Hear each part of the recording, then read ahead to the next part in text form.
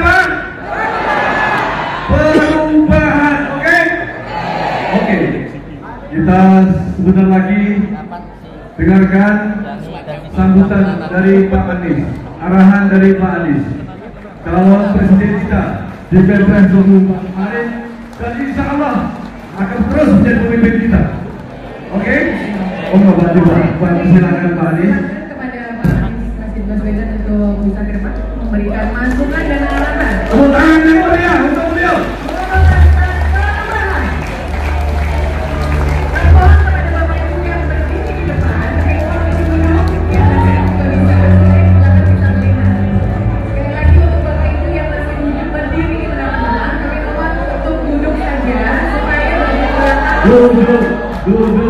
Duduk. Mohon kerjasamanya. Duduk.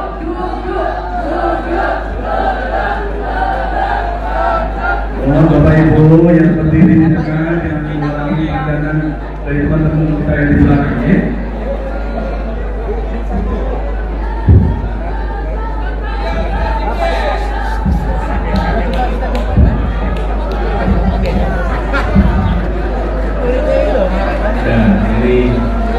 Keadilan pandangan,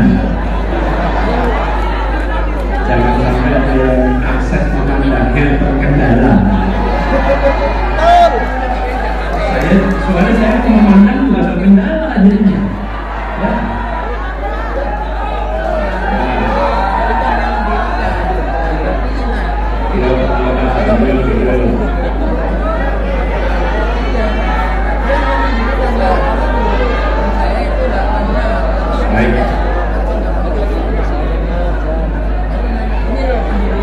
Ya. Assalamualaikum warahmatullahi wabarakatuh. Alhamdulillah wa syukurillah wa la hawla wa la quwwata illa billah. Allahumma shalli wa sallim wa barik ala sayyidina Muhammad wa ala alihi wa ashabihi ajma'in.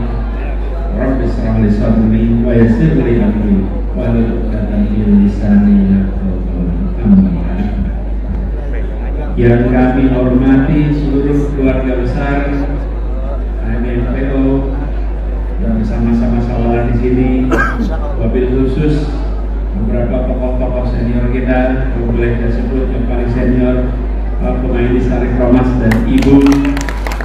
Bersama Ibu di sini, terima kasih. Ada juga yang saya hormati sangat senior walaupun bukan dari komunitas AMD, dua orang guru SD saya yang ikut hadir di sini. Boleh berdiri Pak Darman dan Pak Sukir. Nah ini yang ngajari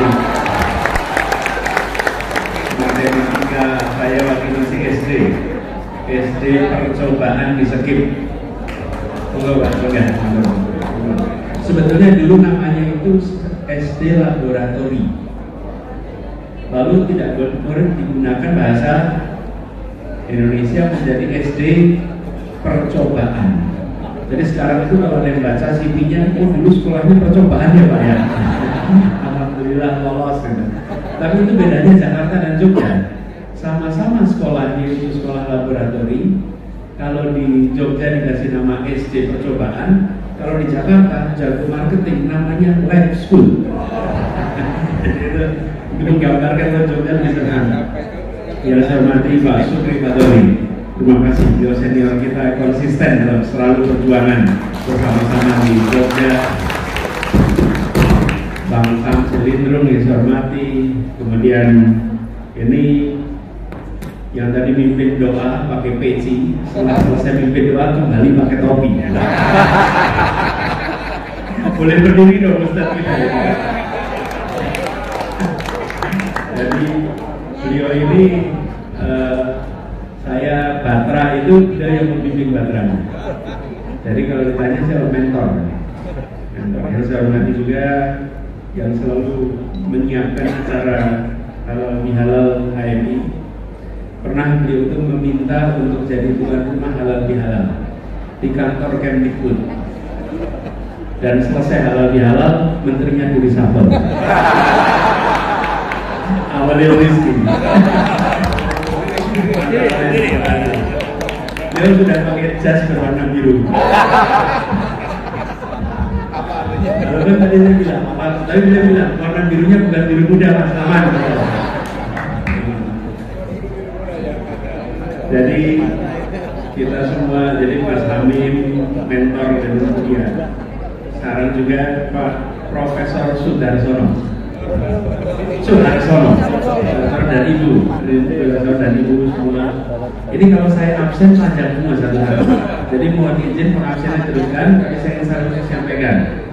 Terima kasih pada panitia, Mas Niam, Mas Narto, Mas Lukman, Mas Fahmi yang sudah menyiapkan acara luar biasa. Beliau beri tepuk tangan untuk mereka semua. Jadi kami berdua, ini Prof. mohon izin terlewat, ini tim hukum penasehat kita sama Mas Haji. Kalau boleh berdiri Prof berdua nih. Nah, ini think tank di belakang tim hukum kita yang sudah memastikan bahwa perjuangan di MK kemarin itu benar-benar tidak sia-sia. Kalau boleh saya sampaikan, tidak sia-sia. Menggugat di MK sudah terjadi sejak 2004, betul ya? 2004, 2009, 2014, 2019, 2024, 5 kali. Dan tidak pernah. Setiap pilpres sudah diangkat. Tapi baru di tahun 2024 ini, Hakim MK berhasil diyakinkan bahwa argumen yang disampaikan itu layak menjadi pertimbangan serius. Dengan apa? Dengan ada dissenting opinion dari 3 orang. Ini pertama kali, dan itu yang selalu saya sampaikan dalam berbagai kesempatan. Ya, kami hormat pada putusan MK. Kami taat karena inilah sebuah peran yang harus kita jadikan rujukan. Peran MK menjadi pemutus terakhir. Kita hormati keputusannya, tapi catatannya juga harus dihormati. Dan ini harus menjadi pegangan di dalam pemerintahan baru, baik itu nanti di DPR, baik itu nanti di pemerintah yang akan datang, untuk memastikan bahwa rekomendasi terakomodasi. Ini rombongan dari Semarang ini Pak Habib Hasan Toha dan seluruh rombongannya semua Pak.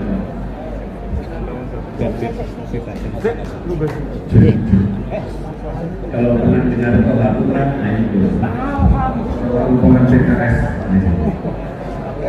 Benar. Mas. Terus juga mau belakang.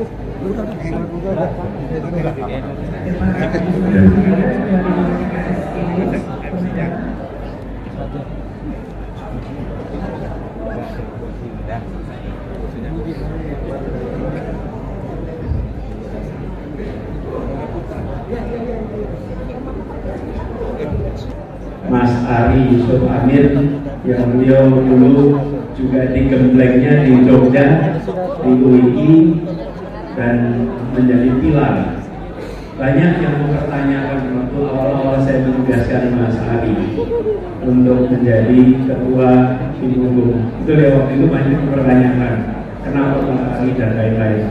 Saya sampaikan kita membutuhkan seorang aktivis yang bisa membangun jejaring, yang bisa menerjemahkan kerja besar hukum terkait dengan pilpres dalam langkah-langkah praktis dan kerja konkret, yang sampai kemudian akhirnya kita memiliki sebuah dalil, rentetan argumen dan dalil yang bisa dibawa ke MK kemarin, yang alhamdulillah berhasil meyakinkan. Itu hampir saja, itu kalau 1 tambah itu 4 tuh, betul ya? Sampai itu tambah, dan itu bukan sesuatu yang sederhana. Jadi, nah sekarang kita di sini alhamdulillah kumpul semuanya. Kalau boleh tahu, katanya ada yang datang dari jauh-jauh ya hari ini. Yang paling jauh dari mana ini datang? Kalau Temanggung masih dekat. Ada contoh? Dari mana yang jauh ini? Sabah. Bengkulu, insyaallah. Dari Bengkulu. Tepuk tangan buat yang dari Bengkulu nih, ada di sini.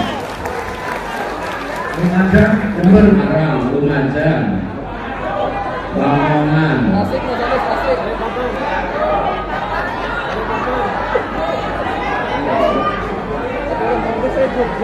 Boyolali, Tuban.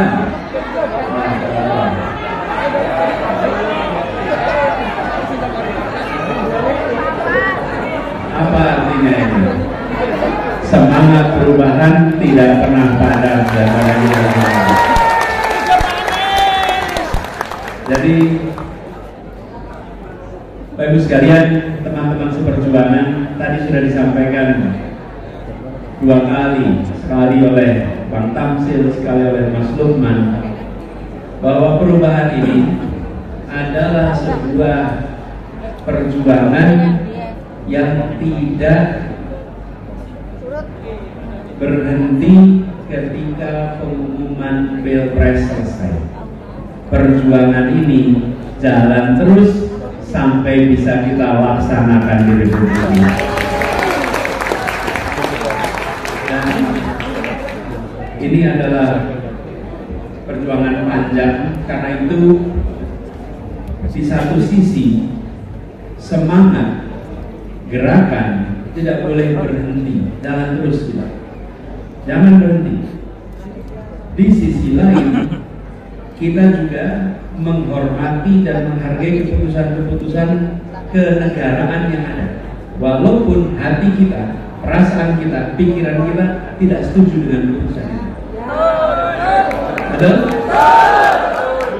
Tapi kita tunjukkan justru ini cara meyakinkan bahwa yang berada dalam gerakan perubahan ini bukan orang-orang yang destruktif dalam kehidupan bernegara. Orang-orang yang konstruktif, ya, kami tidak setuju, kami tidak suka, perasaan kami tidak bersama, tapi kami menghormati keputusan konstitusi. Lalu apa? Sekarang kita teruskan perjalanan ini. Bapak sekalian, perjuangan itu jangan dilihat sekedar sebuah peristiwa yang harus segalanya selesai di situ. Kita berada di Jogja. Di Jogja ini salah satu kota yang menjadi tempat pasca kemerdekaan pusat revolusi. Tapi sebelum kemerdekaan, Bapak Ibu sekalian, perjuangan itu di Bandung, di Surabaya, di Semarang, di Jakarta. Coba ingat-ingat. Ketika tahun 05 Syarikat Islam mulai, 08 Budi Utomo mulai, 28 ketika Sumpah Pemuda, kemudian tahun 30-an itu tahun di mana pejuang-pejuang kemerdekaan itu keluar masuk penjara. Itu periode itu. Coba Bapak sekalian, kalau mereka ngobrol kanan kiri, terus mereka bilang kita menuju kemerdekaan, lalu kanan kiri tanya, kapan Pak? Kapan Mas? Memang bisa terjadi. Hari ini kita melihat 05, 08, 28, tahun 30-an sampai kemudian akhirnya merdeka 45 itu bisa diceritakan dalam waktu 5 menit. Bisa diceritakan dalam waktu 10 menit, tergantung mau seberapa detail kita menceritakannya. Tapi bagi mereka yang menjalani proses itu bertahun-tahun, membutuhkan stamina, konsistensi, ketekunan, keteguhan yang insya Allah itulah yang dimiliki oleh kita semua di sini. Jadi, ketika kita melihat peristiwa yang terjadi di tahun 2024 ini tempatkan dalam konteks waktu Indonesia yang panjang. Usia Indonesia bukan sekedar usia badan kita. Republik ini usianya panjang dan gagasan perubahan itu memiliki juga harapan hidup yang panjang. Karena itu jangan dimatikan harapan hidup untuk perubahan hidup. Justru harus dihidup keraskan harapan hidup. Dan di tahun 2024 ini sudah dites. Ini gagasannya sebetulnya gagasan sedikit orang atau banyak orang? Ketika 1945 itu terjadi merdeka, apa opini yang dibentuk? Opini yang dibentuk adalah itu sekedar kemauan segelintir orang yang pada sekolah, yang pada mikir untuk mengambil alih demi kekuasaan mereka, bukan kemauan seluruh rakyat. Segelintir orang. Terjadilah gerakan yang kita kenal dengan rapat akbar Ikada di lapangan Ikada, ketika rakyat Jakarta berkumpul mengkonfirmasi kesepakatan sekelompok orang itu dengan berkumpul sekitar 250.000 orang, di saat penduduk Jakarta waktu itu diperkirakan hanya sekitar 300 sampai 350.000. Bayangkan, penduduknya sudah 350.000 penduduk Jakarta, yang datang 250.000. Sesudah peristiwa Ikada, Jepang gentar, tidak berani lagi keluar dari kepayoran, tidak berani lagi keliling-keliling kemana-mana. Kenapa? Karena sekarang mereka mendapatkan konfirmasi bahwa keinginan merdeka bukan keinginan segelintir orang, tapi keinginan seluruh rakyat kebanyakan yang mereka masih belum dahulu. Nah, gagasan perubahan kita bawa kemarin dengan segala macam turunannya, lalu dibawa dalam kontestasi, dan apa yang terjadi? Yang kita saksikan kemarin, pemilu yang penuh dengan berbagai macam penyimpangan, betul tidak? Ada bantuan sosial yang diakui oleh para hakim sebagai problematik. Ada pengerahan aparatur negara yang diakui oleh para hakim sebagai problematik. Ini bukan kita ngomong nih, saya mengutip kata-kata hakim nih. Karena dalam dissenting opinion disebut itu ya, saya boleh kutip itu sekarang. Dengan itu semua masih ada lebih dari 40 juta orang yang tahan ini yang tahan tekanan dan memilih berada di jalur perubahan. Ini 40 juta, bukan sekedar seruangan ini, bukan sekedar para tokoh-tokohnya saja. 40 juta orang yang diberi imbalan, mereka mengatakan terima kasih, kami tetap berada di jalur perubahan. Yang diberikan tekanan dan mengatakan mohon maaf, kami tetap berada di jalur perubahan. Jumlahnya berapa? 40 juta lebih. Karena itu kita harus tengok ke depan. Haruskah angka ini dikecilkan atau dibesarkan? Harus gimana? Dibesarkan atau dikecilkan? Berarti perjuangan kita maju terus ke depan membesarkan angka ini.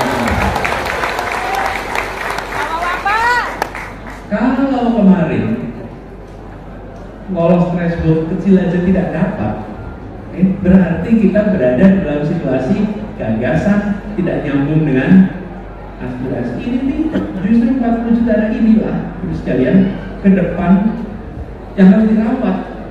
Dirawatnya bukan semata-mata dengan pertemuan rutin, tapi dirawatnya dengan pemikiran yang dikonfirmasi oleh 40 juta orang ini, langkah yang dikonfirmasi oleh 40 juta orang ini, sikap yang dikonfirmasi oleh 40 juta orang ini.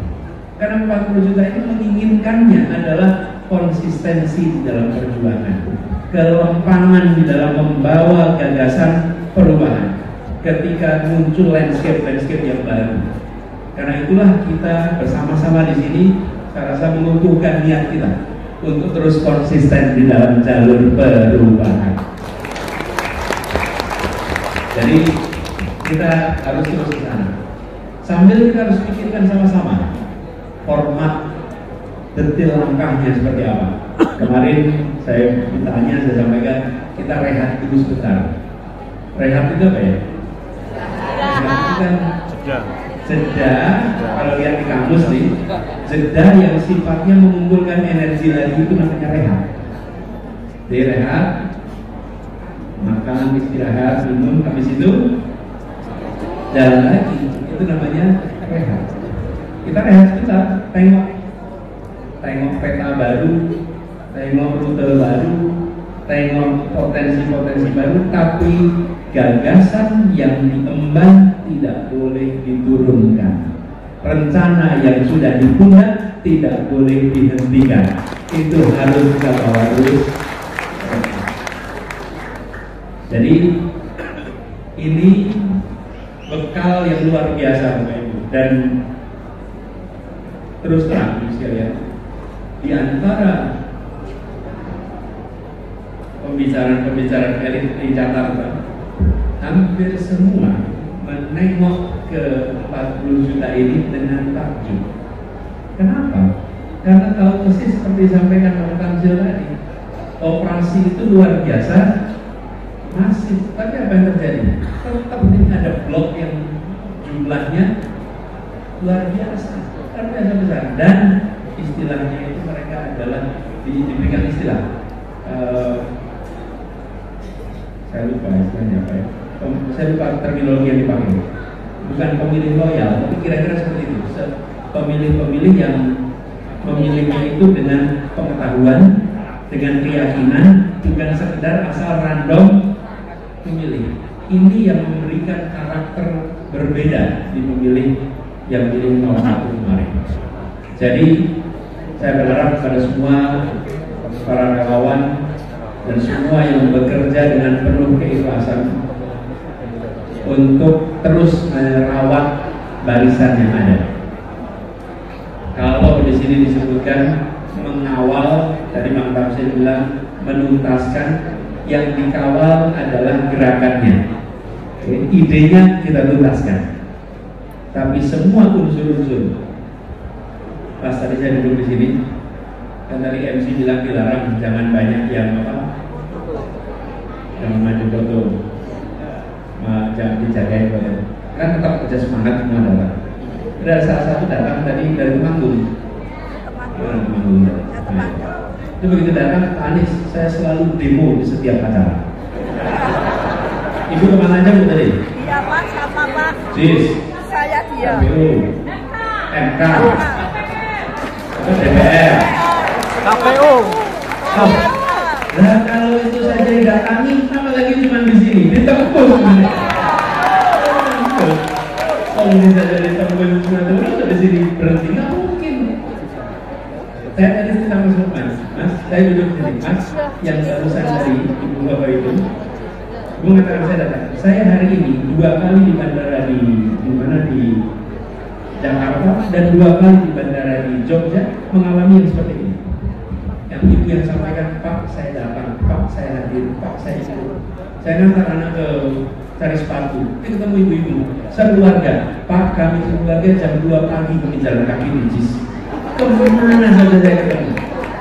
Ya, apa yang takut? Kalau saya bilang itu semua dengan tangan, ya kan? Itulah yang membuat perjuangan kita ini menjadi luar biasa. Orang-orang ikhlas yang tak pernah terlihat di depan Pak, yang menggunakan seluruh energinya, tenaganya. Karena itu jangan berhenti di sini, masih panjang perjuangan kita ke depan. Dan kami menemukan situasi seperti di banyak tempat. Ada sebuah kota, memang kita kalau keliling-keliling itu selalu penuh dengan hambatan. Tapi di setiap bersama dengan kesulitan ada, bukan sesudah kesulitan ada kemudahan, bersama dengan kesulitan ada. Satu kota ini, kami pernah kali macam-macam. Di Madura sana unik. Kita sampai ruangan yang tempat kita buat acara itu listriknya mati. Ternyata matinya bukan cuma gedungnya, sekota listriknya dimatikan. Top betul. Kan kalau giliran biasanya diberitahu 2-3 hari sebelumnya kan? Ini tidak diberitahu 2-3 hari sebelumnya. Gilirannya diberitahunya pagi. Acara jam 9, jam 7 diberitahu listrik. Ya sudah, listrik mati. Mau masang genset, bukan genset, apa namanya? Ya genset itu betul. Genset, generator itu tidak boleh nyambung ke kabel PLN. Hanya boleh nyambung di kabel dalam gedung. Pokoknya mereka luar biasa. Nah itu satu, itu contoh aja. Tapi yang unik, ada di sebuah tempat, sebuah kota, cara menghentikannya lebih bagus. Bagaimana caranya? Kan kita mengeluarkan jadwal tanggal sekian kota ini, tanggal sekian kota ini. Nah, di kota itu dituliskan kita akan dapat semua gedung pertemuan di kota itu di booking hari itu. Loh kan repot gitu. Jadi panitia setempat cari ballroom manapun penuh, hotel manapun sudah di booking habis. Kan biasanya disisakan 1 atau 2 kan pasti ada. Ini habis semua. Sampai akhirnya satu-satunya gedung yang masih tersedia adalah gedung pernikahan yang hanya untuk pernikahan. Tidak pernah untuk dipakai acara lain. Memang gedung itu dirancang untuk pernikahan milik ibu-ibu perias. Jadi memang itu hanya gedung dipakai untuk pernikahan, tidak pernah dipakai seminar, konferensi. Jadi panitia terpaksa pinjam tempat itu, datanglah ke sana, lalu bicara mau disewa acara ini, acara apa? Ya acara kampanye indoor. Panitia dananya terbatas. Tanya, boleh nggak minta diskon? Karena tempat walimah ini agak mahal di sana, lumayan premium lah. Premium. Terus, Pak, kalau mau diskon harus ketemu sama pemilik. Kalau manajemen nggak bisa. Jadi dia minta ketemu pemiliknya. Lalu dia tanya, mau buat apa? Kampanye indoor. Indoor apa ini? Ya, Anies Mohaimin.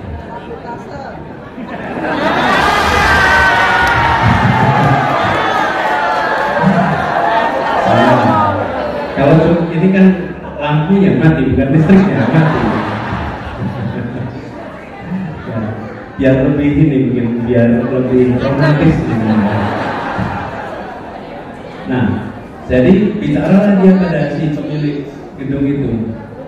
Diberitahu bahwa ini untuk kampanye Anies Mohaimin, yang datang saya undang Pak Anies. Oh ya sudah kalau gitu, pakai saja gratis 0 rupiah. Jadi itu tadi bersama kesulitan ada, malah ditanyai berapa jumlah panitianya, disiapin makan siang untuk seluruh panitianya semua yang terlibat oleh itu. Nah ini 1 dari 40 juta itu loh Bapak Ibu. Ini 1 dari 40 juta itu. Itu ceritanya seperti ini Bapak Ibu. Berderet di Pekanbaru ada seorang ibu namanya Ibu Yus, punya restoran yang biasanya banyak sekali. Sama relawan-relawan meminjam tempatnya karena uangnya terbatas, minta menu yang dipilih-pilih. Saking dipilih-pilihnya sampai orang yang dipilih itu ngomong atasannya, ini mau pinjam 1 ruangan tapi menunya super irit. Kira-kiranya tuh opo yang masih cocok gitu. Jadi ngomong sama si pemilik. Nah, pemiliknya datang, kasihan juga berapa orang? Kira-kira 70 orang. Itu menunya betul 70 orang mau begini aja. Iya. Karena memang kita nggak mampu kalau lebih. Ini apa tuh acaranya? Ini relawannya Anies. Oh Anies, ya ada kalau itu gratis sekarang. Dan bukan hanya itu, rumah makan itu dijadikan tempat pertemuan seluruh persiapan untuk pilpres dan semua pertemuan 0 rupiah bayarnya dan diberi makanan semua. Tentunya saya bisa cerita ini panjang, banyak. Yang pasti Bapak Ibu semua para pejuang ini juga menemukan itu seperti ini. Itulah sebabnya kita harus rawat. Kenapa? Karena ini dinyalakan dengan bahan bakar ketulusan.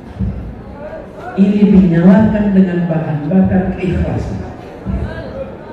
Jaga niat itu dan mari kita doakan sama-sama semua yang terlibat didekatkan dengan istiqomah. Didekatkan dengan amanah dalam menjaga ini semua. Di saat sekarang ini sudah gonjang-ganjing, saya ditanyai terus, Pak Anies mau gabung kabinet apa tidak?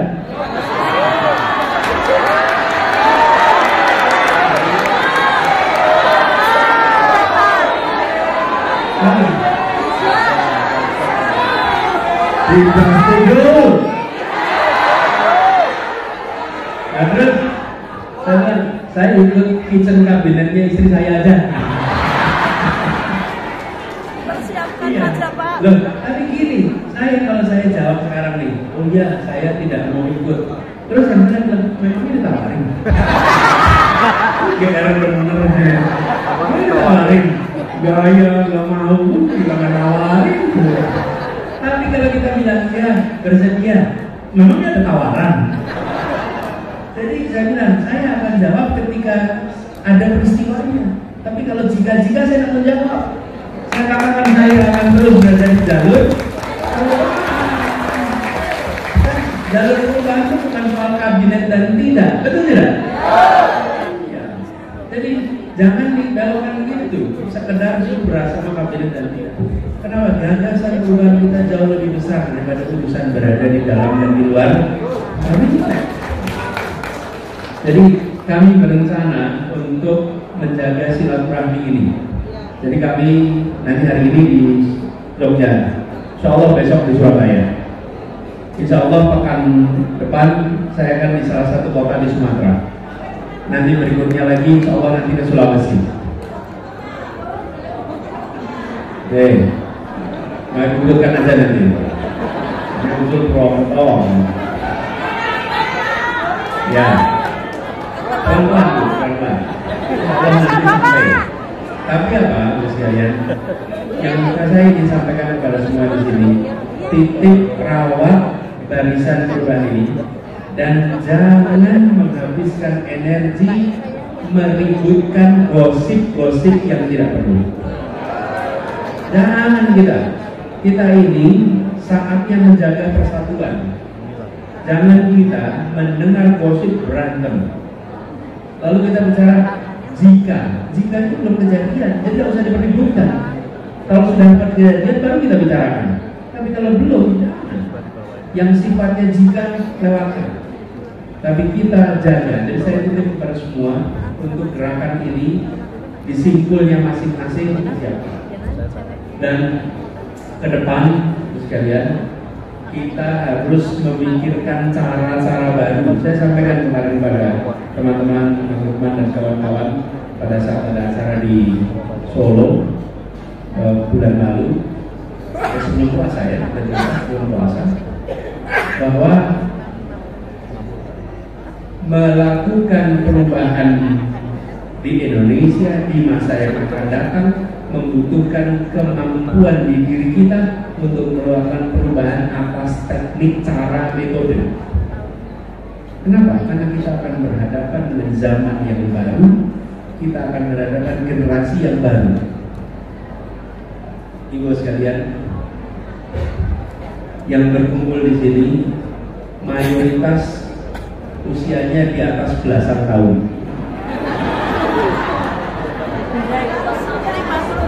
Betul ya? Nah, mayoritas. Coba aja dicek. Yang usianya di bawah 20 tahun, coba tangan. Betul kan? Sementara segmen terbesar di masa yang akan datang adalah kelompok yang usianya muda. Jadi kita harus mulai memikirkan metode cara yang baru. Kenapa? Karena ujungnya bicara tentang jumlah suara. Ini punya waktu untuk memikirkan caranya. Saya ketemu dengan anak-anak belasan tahun usianya, dan oleh mereka saya dipanggil Abah. Kalau di sini saya dipanggilnya Dik. Nah, iya Pak Maiki kalau panggil saya Nak Anis, karena beliau sahabatnya sama kakek saya. Jadi saya ini hitungannya, ya kalau itu janganlah, beliau Nak lah paling tidak. Tapi apa sekalian, ketika ketemu dengan anak-anak itu panggilnya Abah. Walaupun panggilan Abah itu terlalu luas sekarang itu, karena orang tua pun manggil saya Abah. Ya. Satu ketika saya periksa dokter general check up, dokternya nyapa saya, apa kabar Abah? Apa yang menarik dari anak-anak muda belasan tahun ini? Mereka punya cara tersendiri ketika memilih pendukung. Terus sekalian, sampai dengan sekarang saya tidak pernah ketemu dan mereka tidak pernah mau menjelaskan identitasnya. Ingat pemasangan videotron di mana-mana itu? Itu kan mereka iuran, masang videotron. Mereka iuran bikin videotron, dan kemanapun kami berkampanye selalu ada booth tempat anak-anak ini menunjukkan materi-materi kampanyenya. Semuanya belasan tahun usianya, paling awal 20-an tua-tuanya. Dan ketika kami undang ketemu, mereka datang dengan menggunakan masker bulan. Masker. Jadi kita bilang, dan mereka mengatakan, Abah, kami ingin mendukung dan Abah tidak perlu kenal kami siapa, tidak perlu tahu saya ini siapa, dan perlu Abah tahu kami siapa. Sampai ketika pertemuan dijadikan kode yang mau, yang tidak pakai masker boleh fotonya dipampang, yang pakai masker karena tidak mau fotonya dipampang. Dan sebagian besar pakai masker juga. Padahal mereka datang ke Jakarta dari Medan, dari Surabaya, dari Makassar, pakai tiket sendiri. Bahkan ada yang gambar dijual untuk beli tiket ke Jakarta. Kita ketemu dengan generasi baru yang alhamdulillah mereka menitipkan kepercayaan pada gerakan perubahan kami ini. Dan itulah sebabnya kita mengakhiri proses ini dengan kematangan bernegara, karena generasi ini juga menginginkan bernegara yang terhormat. Mereka tak mau bernegara yang tidak terhormat. Dan apa yang kemudian terjadi? Sekarang mereka tumbuh terus berkembang. Bulan puasa kemarin mereka bikin halal bihalal, buka bersama. Saya datang, itu antara mereka ternyata juga baru pertama kali berjumpa. Selama ini perjumpaannya hanya lewat HP, nggak pernah ketemuan. Sementara kalau kita di sini kan ketemuannya dari zaman dulu. Mereka ini kan ketemu, idenya sama, percaya sama, iuran dalam angka yang besar, satu sama lain tanpa pernah jumpa satu sama lain. Tapi apa? Transparan. Semua keluar dan masuk itu laporannya sama, rapi, tertib, kepercayaan luar biasa. Nah, jadi sekalian, metode baru, cara baru harus kita pikirkan. Kita berbicara dengan generasi anak-anak kita, mereka yang nanti akan ikut meneruskan perjuangan perubahan ini. Kita sekarang harus betul-betul melakukan yang kedua pesannya, menyiapkan generasi pejuang perubahan untuk masa depan. Jangan hanya dari kalangan kita sendiri, tapi jangkau dari kalangan ini. Ini menjadi bahan untuk kita ke depan. Jadi Bapak sekalian, saya pikir kita semua bersyukur sudah melewati kemarin dengan kegemilangan. Hasil yang kita dapatkan kemarin kita syukuri, sambil kita tahu kita bisa menang jika pemilu berjalan sesuai dengan ketentuan. Bisa. Belum tentu kita nggak bisa mengatakan kita pasti, tapi kita bisa.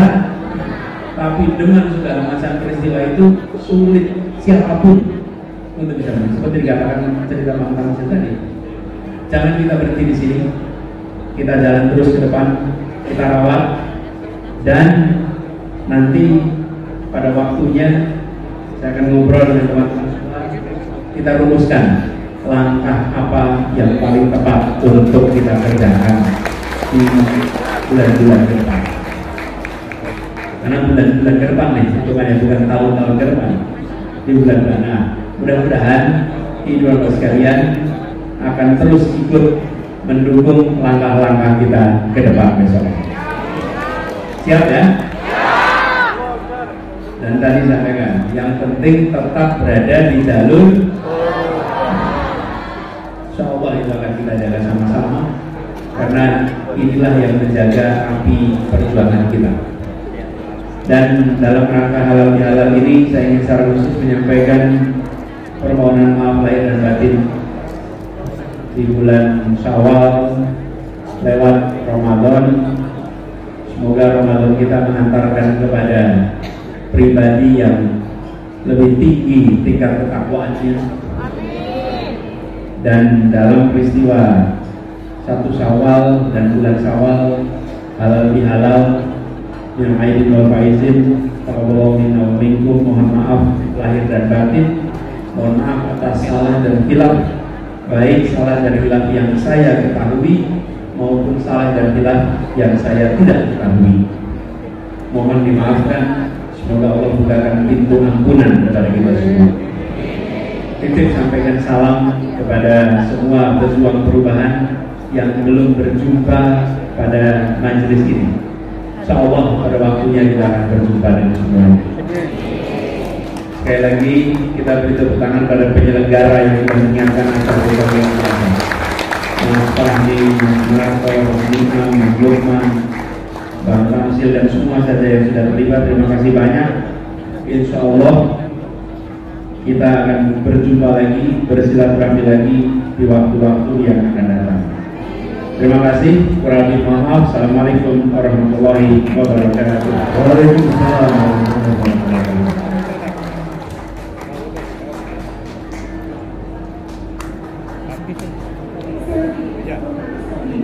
Ya.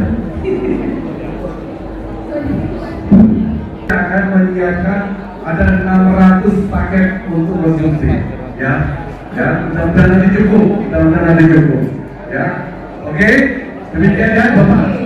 Bagi yang mau ke belakang ada toilet di sebelah, ya, bisa prepare. Oke. Baiklah, itu Oh, siap. Ada 50 paket surprise yang ada di depan ini, ya. Tapi kita akan bagikan secara bertahap.